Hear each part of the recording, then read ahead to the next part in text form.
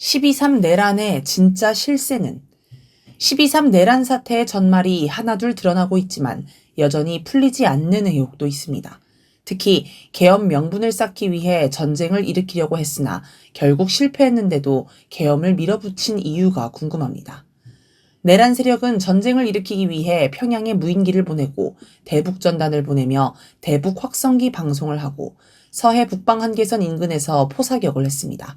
하지만 북한이 군사행동으로 대응하지 않으면서 전쟁으로 이어지지 않았습니다. 북한이 보내는 오물풍선에 대해 원점 타격을 하려고 했지만 이건 군에서 따르지 않아 실패했습니다.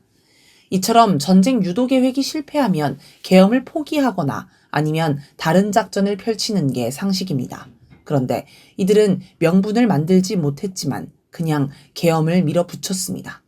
이들은 계엄 후에도 계엄의 명분으로 내세우기 위해 전쟁을 일으킬 계획이 있었습니다. 정보사 요원들이 북한군 행세를 하며 정치인을 암살하고 우리 군을 공격하며 청주공항, 대구공항, 사드기지를 테러하려고 했습니다. 이 계획은 계엄이 6시간 만에 해제되면서 실행되지 않았습니다. 그런데 국회에서 계엄 해제 요구안을 가결한 뒤에도 윤석열은 이진우 당시 수도방위 사령관에게 전화를 걸어 계엄이 해제됐다 하더라도 내가 2번, 3번 계엄령을 선포하면 되는 거니까 계속 진행하라 라고 지시했습니다. 즉 위의 작전은 계엄이 해제됐어도 실행해 2차 계엄의 명분으로 삼을 수 있었던 것입니다. 하지만 어찌된 일인지 실행하지 않았습니다. 김용현은 계엄이 선포되자 곧바로 합참 지하벙커 전투통제실에서 작전을 지휘했습니다. 그런데 이 장면을 본 관계자들에 따르면 김용현은 작전이 뜻대로 진행되지 않는 속에서도 언성을 높이거나 초조해하지 않았다고 합니다. 한 군 간부는 오히려 체념한 사람처럼 차분함이 느껴졌다라고 떠올렸습니다. 김용현은 계엄이 해제된 직후 국방부 관계자들에게 소집 해제를 지시하며 중과 부적이었다. 수고했다 라고 말했습니다. 내란 실패에 분노하지 않고 차분했던 것입니다. 뭔가 이상합니다. 어떻게든 성공해보려고 안달복달하는 모습이 전혀 아닙니다. 실패하면 반란의 주역이 될 판인데 왜 저렇게 소극적인 태도를 보였을까요? 꼭 자기 일이 아닌 사람이 남의 일 대신해주듯 되면 좋고 안 되면 말고 하는 것 같습니다. 김용현이 내란의 핵심 지휘부 아니었나요? 잠시 10월로 돌아가 평양 무인기 침투 사건을 떠올려 봅시다. 10월 11일 국정감사 도중 무인기에 관한 질문을 받은 김용현은 그런 적이 없다라고 단호하게 말합니다.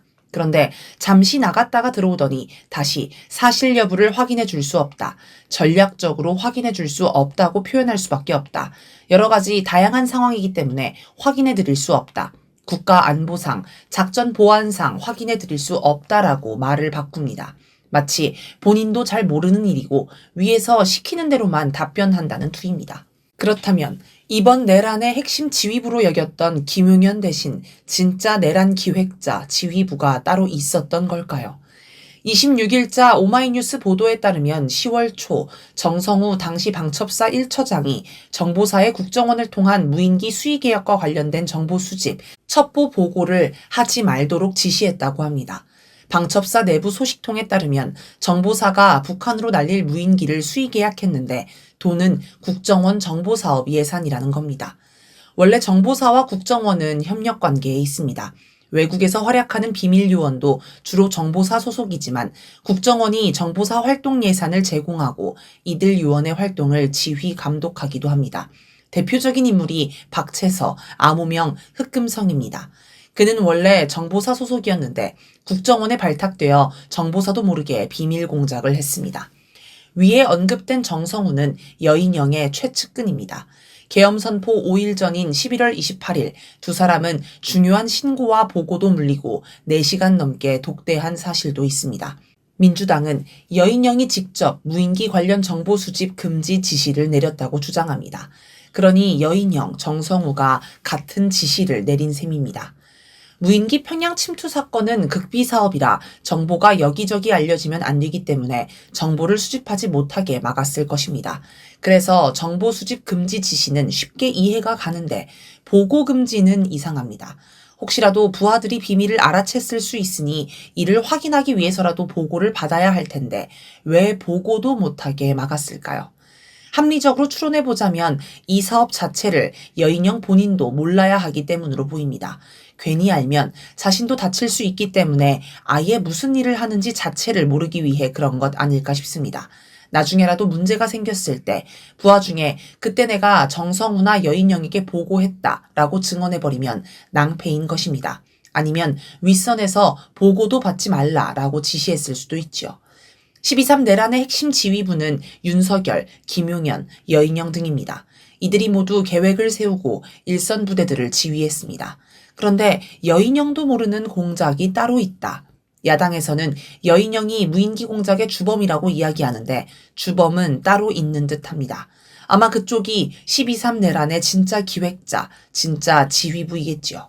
내란의 진짜 지휘부는 따로 있었다. 전북 군산의 한 무속인에 따르면 노상원 전 정보사령관이 계엄 전 수십 차례 찾아와 군 관계자들의 사주와 점을 봤다고 합니다. 특히 김용현에 관해서는 2022년부터 지속해서 잘 될 사주인지를 물었으며 김용현 사주를 가장 많이 물었다고 합니다. 또 끝까지 갈 수 있는지, 배신을 할 사람인지 등을 집중해서 물었다고 합니다. 노상원은 현역도 아니고 당시에는 점집을 운영하던 민간인이었습니다. 그런데 왜 국방부 장관이 자기를 배신할지 궁금해했을까요? 아마도 이번 내란의 기획자이자 주동 인물이 노상원이기 때문 아닐까 싶습니다. 자기가 김용현을 부하로 삼아야 하니 배신 같은 걸 신경 쓴 겁니다. 12월 3일이라는 날짜도 노상원이 계엄을 하려면 꼭 이날이어야 한다라고 지정했다고 합니다. 여러 증언을 보면 노상원이 내란을 기획하고 선동하고 지휘한 인물이 거의 확실해 보입니다. 그리고 노상원과 직접 결탁한 인물은 윤석열이 아닌 김건희일 것입니다. 대통령이 민간인과 직접 소통하는 건 법적인 문제가 되기 때문에 조심스러운 면이 있지만 김건희는 민간인 신분이기에 들통나도 법적인 문제는 없습니다. 게다가 무속에 빠져 있다는 공통점도 있으니 죽이 잘 맞았을 듯합니다. 김건희는 스스로를 현 정권의 진짜 실세라고 여깁니다. 처음부터 윤석열을 대놓고 조종하며 대통령 행세를 했습니다.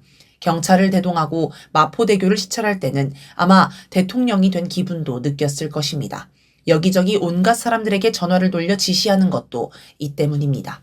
김건희가 계엄 후 개헌을 통해 통일 대통령이 될 것으로 믿고 있다는 말도 그냥 나온 말이 아닙니다. 평양에 무인기를 보내고 북한을 원점 타격하고 서해 최전방에서 포사격해 국지전을 일으키고 또 북한군으로 위장한 요원이 청주공항, 대구공항, 사드기지를 폭파하고 주한미군을 살해해 미군이 전쟁에 개입하게 만들면 북한을 이길 수 있고 자기가 충분히 통일 대통령이 될 거라고 믿었을 것입니다. 그러니 1차 계엄에 실패하고서도 이른바 오비들에게 전화해 작전 개시를 독촉한 게 아닐까 싶습니다. 이렇게 보면 이번 내란의 진짜 핵심은 비선실세인 김건희, 노상원 라인이라고 할 수 있습니다. 그런데 비선실세가 진짜 기획자, 지휘자 노릇을 하지만 실제 현장에서 움직이는 건 윤석열, 김용현과 국정원, 홍장원, 방첩사 여인영, 수방사 이진우, 특전사 곽종근 등 4인방으로 이어지는 공식 라인입니다. 이들이 손발이 안 맞으면서 12.3 내란이 2시간 천하로 끝났습니다. 정확히 말하면 비선실세의 지시에 손발이 열심히 움직이지 않은 것입니다. 12.3 내란 실패의 결정타는 홍장원 국정원 전 1차장입니다. 홍장원은 원래 윤석열에게 직접 보고를 자주 했고 지시를 잘 따라서 신뢰를 받았다고 합니다. 그렇다면 무인기 평양 침투 작전도 잘 수행했을 것입니다. 그런데 이번에 한동훈 등 정치인을 체포하라는 지시를 거절했습니다. 본인 말로는 부당한 지시라서 이행하지 않았다고 합니다. 김용현 사례에서 보듯 다른 손발도 머리의 지시에 소극적인 태도를 보였습니다. 손발이 머리와 따로 노니 내란이 실패할 수밖에 없었던 것입니다. 비선실세의 문제가 내란 실패로 이어졌다. 왜 이렇게 된 걸까요? 첫째, 비선실세의 도덕성이 너무 형편없었기 때문입니다. 만약 계엄의 진짜 이유가 내세운 명분 그대로 야당의 횡포를 막고 부정선거를 밝히고 반국가 세력을 척결해 자유민주주의를 수호하는 것이었다면 공식 라인이 적극적으로 움직였을 것입니다.